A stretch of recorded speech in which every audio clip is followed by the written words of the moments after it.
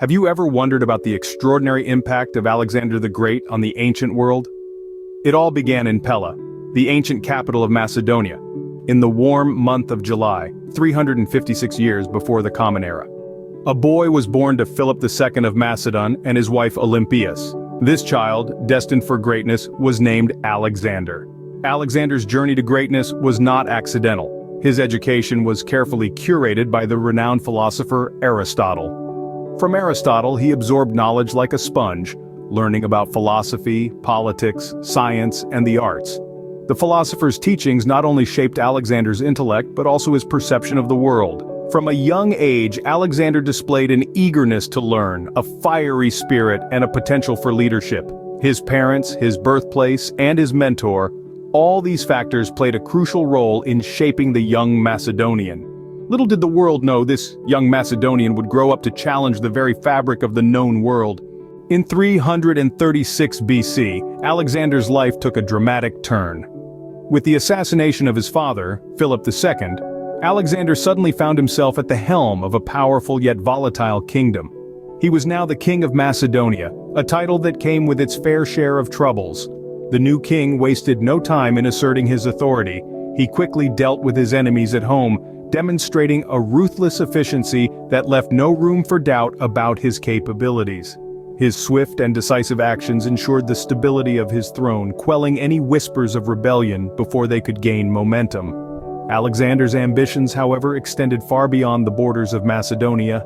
He swiftly reasserted Macedonian power within Greece, a crucial step in solidifying his rule. These actions were not just a display of power, they were a clear message to the rest of the world. Alexander was ready to take his place on the world stage. Now a king, Alexander's gaze turned east to the vast Persian Empire. Against overwhelming odds, Alexander embarked on an audacious campaign. This was not just a military expedition, but a quest to conquer the colossal Persian Empire. He led his army into the Persian territories of Asia Minor, Syria, and Egypt, each a victory, each a testament to his strategic brilliance and unyielding courage. In Asia Minor, he overcame the forces of King Darius III, the Persian king, in a series of epic battles, proving his prowess on the battlefield. Moving on to Syria, he once again faced Darius and his massive army.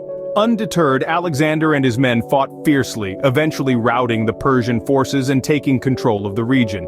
Egypt was next on his agenda. Given his reputation, the Egyptians welcomed him as a liberator, crowning him pharaoh. This victory was of strategic importance, affording him control over the Mediterranean's eastern seaboard and the prosperous trade routes. Yet his greatest triumph came at the Battle of Gaugamela, in what is now northern Iraq. Here Alexander faced Darius for the last time. Despite being significantly outnumbered, his tactical genius shone through.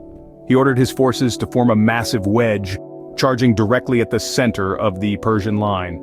This bold move broke the enemy's formation, causing chaos and confusion. Darius, seeing his army crumble, fled the battlefield, sealing the Persian defeat. At the tender age of 25, Alexander, the king of Macedonia, leader of the Greeks, overlord of Asia Minor, and pharaoh of Egypt, became the great king of Persia. He had achieved what many thought was impossible, defeating an empire that had stood for over 200 years. With Persia under his belt, Alexander's ambition grew, his sights set on the vast stretches of Asia. His desire to conquer was insatiable. He had proven himself an unmatched warrior, a cunning strategist, and a charismatic leader. His victories were not just military achievements, but monumental events that reshaped the ancient world. Over the next 8 years, Alexander would undertake an extraordinary journey, a journey that would see him traverse 11,000 miles, founding more than 70 cities and creating an empire that spanned 3 continents. From the western reaches of Greece, north to the Danube, south into the heart of Egypt, and east as far as the Indian Punjab, Alexander's empire was a marvel of its time. But it wasn't just the vastness of the land he controlled that made his empire extraordinary. It was the way he managed to unite it. Alexander was not only a conqueror, but also an innovator. He linked this vast territory into a cohesive international network of trade and commerce, creating a bridge between different cultures and civilizations.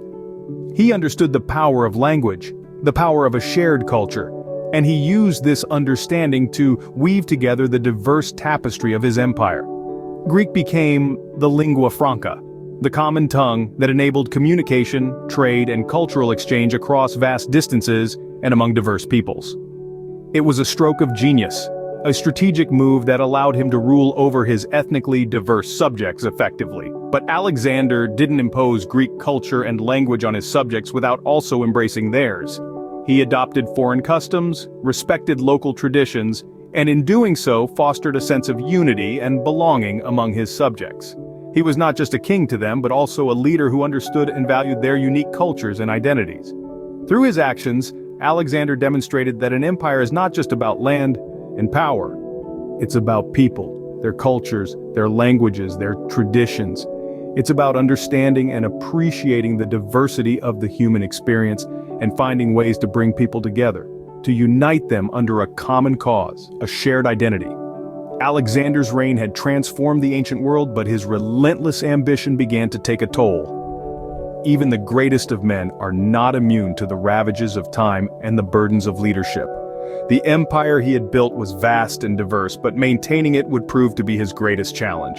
In June 323 BC, at the height of his power, Alexander met an unexpected end.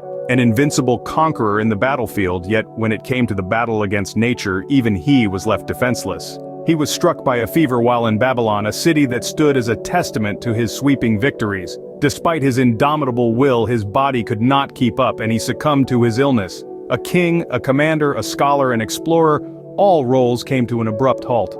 Alexander was known for his reckless bravery, often putting himself in the line of fire alongside his soldiers. He believed in his own invincibility, a belief that sometimes led him to gamble with his life and those of his men. Yet despite this recklessness, he was a leader who inspired unwavering loyalty in his army. It's a testament to his charisma and leadership that in his 13-year reign, marked by constant warfare, his army only refused to follow him once. Even in death, the loyalty he commanded was evident. His soldiers remained devoted to him, their respect undiminished. They mourned their fallen leader, their grief a testament to the bond they shared with him. Alexander was not just a king to them. He was a comrade, a fellow warrior, a beacon of courage and determination. But Alexander was not just a military genius.